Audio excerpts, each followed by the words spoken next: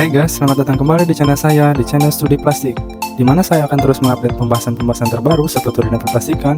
Dan ini adalah video yang tepat buat kamu yang mau mencari tahu tentang hal-hal yang baru. Makanya tonton terus ya di setiap saya mengupdate video terbarunya, agar kamu mudah memahami ke tahap pembahasan selanjutnya. Tanpa berlama-lama lagi, mari kita langsung ke pembahasannya.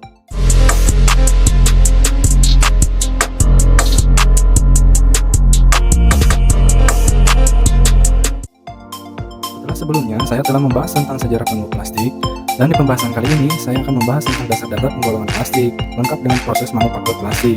Agar mudah dipahami penggolongan plastik, saya telah strukturkan ke dalam 4 bagian. 1. Digolongkan berdasarkan sifat fisiknya. 2. Digolongkan berdasarkan kinerja dan penggunaannya. 3. Digolongkan berdasarkan sumbernya. 4. Berdasarkan jumlah rantai karbonnya. Kita bahas satu persatu.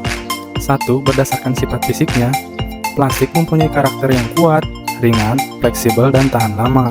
Sifatnya itu tidak tembus air, mudah dibentuk dan dicetak, tidak mudah pecah, tembus pandang, dan mempunyai karakter isolator.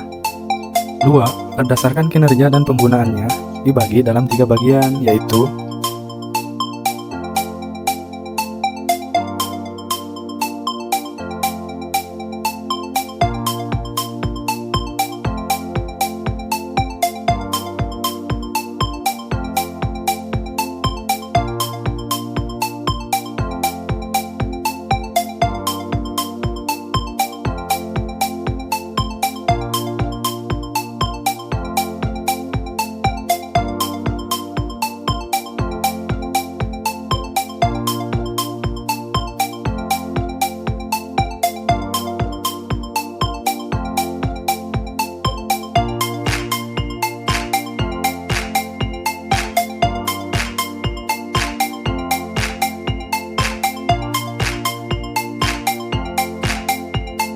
3. Berdasarkan sumbernya, dibagi dalam 2 bagian, yaitu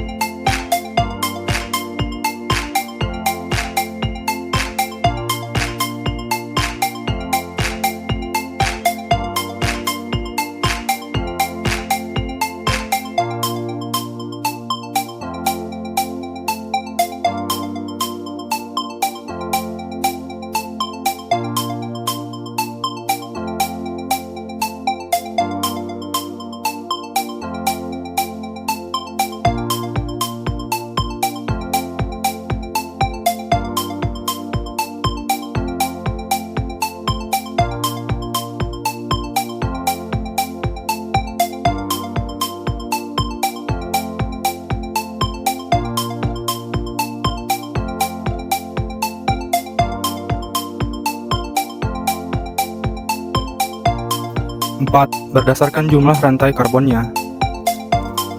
Pembahasan ini sekaligus mencakup proses manufaktur plastik. Perhatikan baik-baik ya.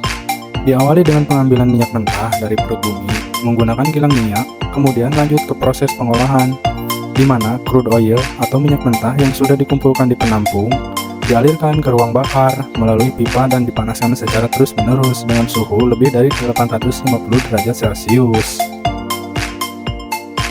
Setelah itu, minyak mentah yang telah dipanaskan menuju ke tabung destilasi bertingkat.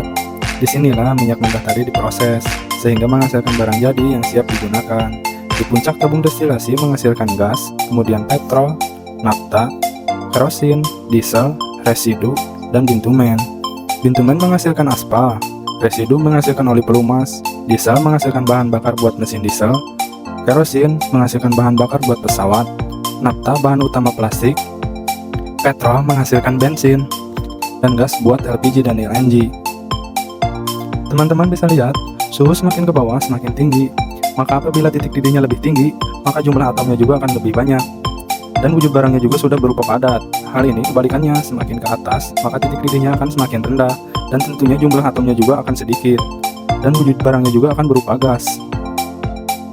Dan yang akan kita bahas adalah tentang nafta. Nafta yang sudah diproses pada tabung destilasi, kemudian dialirkan ke instalasi pemecah nafta, dipanaskan kembali dengan suhu lebih dari 850 derajat Celcius untuk dipotong menjadi senyawa yang lebih sederhana. Dari proses ini menghasilkan senyawa etana, propana, dan butana.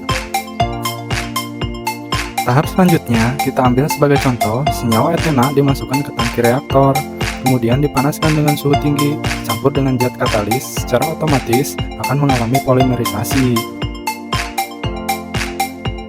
Etena akan menjadi molekul yang sangat panjang. Nah, si molekul ini yang akan disebut polimer atau plastik, yaitu etena akan menjadi polietilena, tetapi wujudnya masih berupa serbuk. Agar menjadi biji plastik, si serbuk polietilena dilelehkan kembali menggunakan mesin ekstrusi. Kemudian bahan yang keluar dipotong-potong menjadi biji plastik. Dengan proses yang sangat panjang itulah biji plastik terbentuk, dan biji plastik siap untuk digunakan. Lanjut ke proses pembuatan biji plastik menjadi produk sesuai kebutuhan. Pada umumnya diproses dengan 4 cara. 1. Inject molding. 2. Ekstrusi. 3. Blow molding. 4. Thermoforming. 1. Inject molding. Cara kerjanya, biji plastik yang dilelehkan oleh sekrup di dalam tabung berpemanas, kemudian diinjeksikan ke dalam cetakan yang didinginkan oleh air. Kemudian material tersebut akan menjadi dingin dan mengeras, sehingga akan dikeluarkan dari cetakan. 2. Ekstrusi. Cara kerjanya, biji plastik yang dilelehkan oleh sekrup di dalam tabung berpemanas, secara terus-menerus ditekan melalui sebuah orifice, sehingga menghasilkan penampang yang kontinu, kemudian dipotong atau dibentuk sesuai keinginan. 3. Blow molding. Cara kerjanya, biji plastik yang telah dilelehkan oleh sekrup di dalam tabung yang berpemanas, secara terus-menerus diekstrusi membentuk pipa parison, kemudian ditiup di dalam cetakan. 4. Thermoforming. Cara kerjanya, lembaran termoplastik secara terus-menerus dimasukkan ke ruang yang telah dipanaskan, kemudian ditekan ke dalam sebuah cetakan, dan terbentuklah produk sesuai keinginan. Dan tahap akhir dari proses manufaktur plastik adalah finishing.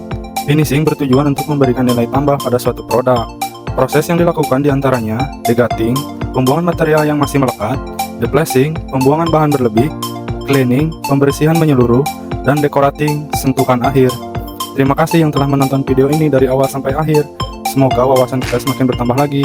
Sampai jumpa di pembahasan selanjutnya.